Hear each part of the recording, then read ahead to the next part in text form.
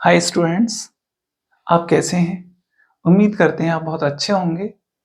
आज मैं आपको तरंग के बारे में बताता हूँ। बेटा तरंग होती क्या है? बेटा एनर्जी का एक डिस्टरबेंस। अब आप कहेंगे एनर्जी का डिस्टरबेंस क्या होता है? बेटा जैसे कोई पटाखा हम चला दें तो उस जगह पे एनर्जी का एक डिस्टरबेंस उत्पन्न होता है। इसी प्रकार एक पत्थर को हम किसी तालाब में फेंकें तो जिस जगह पे पत्थर गिरता है वहां पे भी एक एनर्जी का डिस्टरबेंस उत्पन्न हो जाता है। अब जो डिस्टरबेंस है वो अपने आकार में रूप में परिवर्तन तो करता नहीं है और एक निश्चित चाल से आगे बढ़ता जाता है। इस डिस्टरबेंस को ही हम तरंग कहते हैं। बेटा तरंगें जो होती हैं वो तीन प्रकार की होती हैं।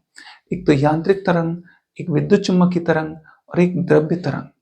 बेटा जो यांत्रिक तरंग है वो आवर्ती एक विक्षोभ होता है। आवर्ती विक्षोभ होता है जो अपने फॉर्म में अपने रूप में तो परिवर्तन करता नहीं है और एक निश्चित चाल से आगे बढ़ता जाता है। इन तरंगों के संचरण के लिए माध्यम की आवश्यकता होती है और माध्यम के जो पार्टिकल हैं वो वाइब्रेट होते हैं। और माध्यम के जो पार्टिकल हैं जो वाइब्रेशन है वो दो तरह से होता है उनका। इसलिए यांत्रिक तरंग दो प्रकार की होती है। एक अनुदैर्ध्य तरंग होती है जिसे हम लॉन्गिट्यूडिनल वेव कहते हैं। जब यांत्रिक तरंग किसी दिशा में संचरित होती है तो माध्यम के पार्टिकल तरंग संचरण के अनुदिश कंपन करें तो इस प्रकार की तरंग को हम अनुदैर्ध्य तरंग कहते हैं। बेटा जब ये तरंग माध्यम में संचरित होती है तो माध्यम देखो, कण की बात कर रहे हैं तो ये इस तरह से, ये मान लो एक कण है और ये इस तरह से वाइब्रेट हो रहा है, ऐसे इस तरह से वाइब्रेट कर रहा है। ये रेड वाला आप देख रहे होंगे। तो अब मैं आपको आगे की बात करता हूं। इसमें जब ये तरंग संचरित होती है तो कौन सी वाली तरंग? अनुदैर्ध्य तरंग। तो माध्यम में संपीड़न और विरलन होता है। देखो ये वाला जो भाग है ये संपीड़न है और जो वाला भाग है ये विरलन है। विरलन वाले स्थान पर दाब और जो डेंसिटी है वो कम होता है और जो संपीड़न वाला भाग है वहां पर दाब और घनत्व तो बहुत ज्यादा होता है। बेटा जब ये तरंग संचरित होती है तो माध्यम में विरलन और संपीड़न होता है। इस प्रकार की तरंग को हम अनुदैर्ध्य तरंग कहते हैं। एक अनुप्रस्थ तरंग होती है। बेटा अनुप्रस्थ तरंग जो होती है वो जिस दिशा में तरंग संचरित होती है, यांत्रिक तरंग संचरित होती है और मीडियम पार्टिकल हैं वो तरंग संचरण के अविलंबित कंपन करते हैं। तो इस प्रकार की तरंग को हम अनुप्रस्थ तरंग कहते हैं। जैसे इस वाली देखो ये वाली तरंग है लॉन्गिट्यूडिनल यानी अनुदैर्ध्य तरंग है और ये वाली तरंग हम ट्रांसवर्स वेव्स कहते हैं। बेटा अब देखो इसके बाद भी मैं आपको बताता हूँ थोड़ा सा कि जब ये तरंग किसी माध्यम में संचरित होती है तो किस टाइप से संचरित हो रही है उसके आधार पर उनके टाइप्स होता है। किस टाइप से संचरित हुए उसी के आधार पर उनका टाइप्स बन जाता है। बेटा प्रगामी तरंग होती है। जो प्रगामी तरंग होती है वैसे मीडियम पार्टिकल होते हैं वो सरल आवर्त गति करते हैं, सरल आवर्त गति में कंपन करते हैं। तो इस प्रकार की जो वेव्स होती हैं वो प्रगामी तरंग होती हैं। एक अप्रगामी तरंग होती है। अप्रगामी तरंग क्या होती है? जब दो प्रगामी तरंगें एक दूसरे के विपरीत दिशा में चलते हुए एक दूसरे पर अध्यारोपित हो जाती हैं तो एक परिणामी तरंग प्राप्त होती है।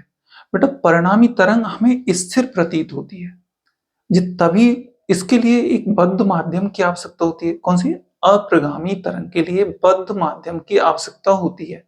बेटा ये भी दो प्रकार की होती हैं, अनुदैर्ध्य अप्रगामी तरंग और जिसे अप्रगामी तरंग को स्टेशनरी वेव्स या स्टैंडिंग वेव्स बोला जाता है।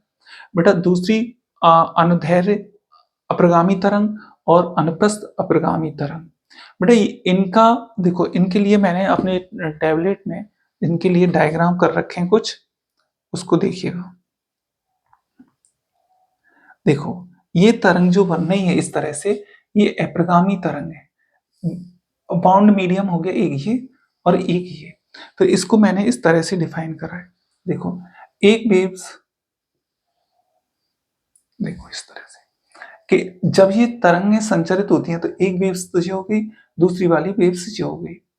अब इनमें भी एक घटना होती है जिस जगह पे देखो इस जगह पे मीडियम पार्टिकलों का जो डिस्प्लेसमेंट है वो मैक्सिमम है और इस जगह पे डिस्प्लेसमेंट है वो न्यूनतम है। यानी बहुत कम है। तो ये जिस जगह पे कम होता है वो नोड्स कहलाता है, और जिस जगह पे अधिक होता है वो एंटी नोड्स कहलाता है। इसे निस्पंद कहते हैं, इसे प्रस्पंद कहते हैं। बेटा निस्पंद और प्रस्पंद के बीच की जो दूरी होती है वो λ/4 होती है, और निस्पंद से निस्पंद या प्रस्पंद से प्रस्पंद के जो बीच की दूरी होती है वो आ, निस्पंद से निस्पंद और प्रस्पंद से प्रस्पंद के बीच की जो दूरी होती है वो λ/2 होती है, और यहाँ से यहाँ तक की दूरी λ/4, और यहाँ से यहाँ तक या यहाँ से यहाँ तक की जो डिस्टेंस है वो जो होती है वो λ/2 होती है। इस तरह से बेटा आपको ये प्रस्पंद और निस्पंद के बारे में बताया है। Thank you.